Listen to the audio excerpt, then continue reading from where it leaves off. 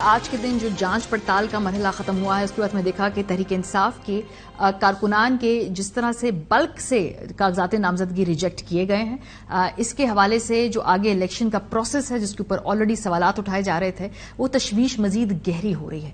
इसके आगे अब क्या कानूनी ऑप्शंस हैं तहरीक इंसाफ के कैंडिडेट्स के लिए, और जो इलेक्शन होने जा रहा है उसमें election commission of Pakistan Peshawar high court भी जा रहा है और उनसे अपील कर रहा है। इलेक्शन कमीशन ऑफ पाकिस्तान ने पेशावर हाई कोर्ट में एक इंट्रा कोर्ट अपील दायर की है। अगर आपको बताएं वो अपील क्या कहती है, वो कहती है जी कि 3 दिन के गौर खौस के बाद इलेक्शन कमीशन ने पेशावर हाईकोर्ट फैसले के खिलाफ नजरसानी दरखास्त दायर कर दी है।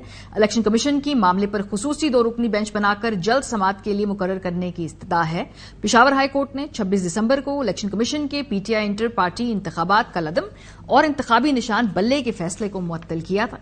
पेशावर हाईकोर्ट ने इलेक्शन कमीशन का फैसला मुअत्तल किया और इलेक्शन कमीशन को पीटीआई का सर्टिफिकेट वेबसाइट पर जारी करने के अहकामात भी दिए थे, तो उसको चैलेंज करने की इस्ताद कर दी। इलेक्शन कमीशन ऑफ पाकिस्तान ने अपनी तमाम तौर पर लीगल ऑप्शंस को एक्सरसाइज करने के बाद प्रोग्राम के सिलसिले में कंवर दिलशाद साहब साबिक सेक्रेटरी इलेक्शन कमीशन हमारे साथ मौजूद हैं। वजीर आला पंजाब के मुशीर बराए कानूनी और पार्लिमानी उमूर भी हैं। सरवर भाई साहब तजियाकार साबिक सरबराह फैफन के। कंवर साहब आपसे आगाज करते सर, एक तो सबसे पहले जो आज ये जांच पड़ताल का मरहला है इसमें पूरे के पूरे हमने देखा कि डिविजन्स के अंदर तहरीक इंसाफ के पेपर्स रिजेक्ट हो गए हैं। अब जाहिर सी बात है कि इसमें आगे जाकर अब उन हलकों के अंदर ये चीजें चैलेंज भी होंगी, लेकिन ऑप्टिक्स कैसे हैं ये कंवर साहब? इसमें सबसे बड़ी अहम बात यह है कि हमने जो रिटर्निंग ऑफिसर का जो ऑर्डर है वो भी हमने सामने रखना है कि उसने किस बुनियाद के तहत कौन से एतराजात थे जिनकी बना पर तहरीक इंसाफ के उम्मीदवारों के कागजात नामजदगी मुस्तरद किए गए। उस ऑर्डर को भी हमें देखना पड़ेगा, उस ऑर्डर में क्या लिखा है उसमें। ठीक है, उसमें ऑर्डर में आकर इनके बारे में जो ऑर्डर तो बड़ी अहमियत का हामिल होता है। उस ऑर्डर में कोई ना कोई जजमेंट दी होगी, उसने क्या ग्राउंड दिया उसने, उसको ऑर्डर का नहीं पता। लेकिन इसके साथ एक दूसरा फॉर्म मौजूद है और वो मौजूद है कि इलेक्शन ट्रिब्यूनल का। इलेक्शन ट्रिब्यूनल जो है वो जज है हाई कोर्ट के, सिटिंग जज है हाई कोर्ट।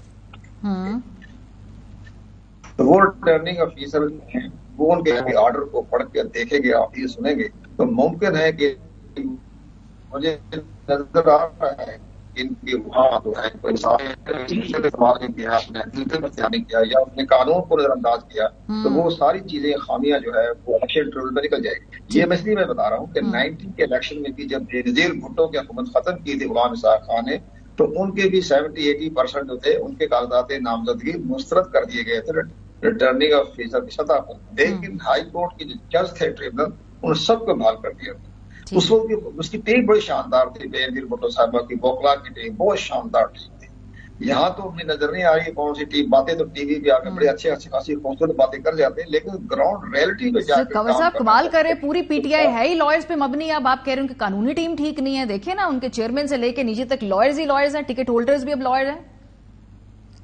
अब लॉयर्स के भी जो कागजात नामजदगी जो रिजेक्ट हुए तो बड़ी मैना खेज बात है। तो उसको तो उसमें मुतज़र है कि राजा सलमान अकरम का जो है वो या और बाकी जो ये लतीफ खोसा हो गए या जाकी बाकी लोग हैं, उनके तो बाकायदा हाई कोर्ट के जो जज पर मुश्तमिल ट्रिब्यूनल है वो फैसला करेगा।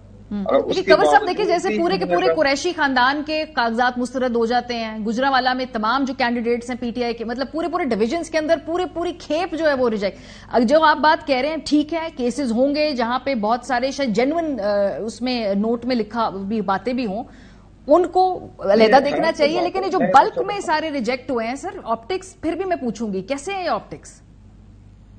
लेकिन उसमें सबसे बड़ा, उसने रिटर्निंग ऑफिसर ने कोई ना कोई ऑर्डर में लिखा होगा ये डिफॉल्टर है, क्या मामला है, वो सारा मामला तो सर आजम सवाती को उन्होंने लिखा कि वो पर्सनली नहीं आए इस वजह से। डू यू थिंक कि मतलब ये वजह है क्योंकि इससे पहले माजी में नजीर मौजूद है जहां पे कैंडिडेट्स नहीं आते थे लेकिन फिर भी वो कागजात नामजदगी जो है वो एक्सेप्ट हो जाते थे स्क्रूटनी में, तो इस तरह के एतराजात भी हैं? नहीं, ये कोई एतराजात जो है वो बेमाना है, क्योंकि हमारा जो सेक्शन 62 है उसमें कोई उसकी मैंडेटरी नहीं है कि कैंडिडेट पेश हो, उसका पावर ऑफ अटॉर्नी जिसको दे वो पेश हो सकता है, उसका प्रपोजल सेकेंडरी पेश होता है। लेकिन अगर कोई स्पेशल हुक्म जारी करें returning officer by order by in person पेश हो जाए फिर पेश होना पड़ जाता है। ठीक है, लेकिन आम तौर पर यूरी तौर पर मामूली तौर पर पेश होना जरूरी नहीं है। लेकिन अगर बाई ऑर्डर जारी करें कि जो इन पर्सन होना लाजमी है तो फिर जाना पड़ेगा। ठीक है, लेकिन बहरहाल ये सारे फैसले जो इलेक्शन ट्रिब्यूनल फैसला करेगा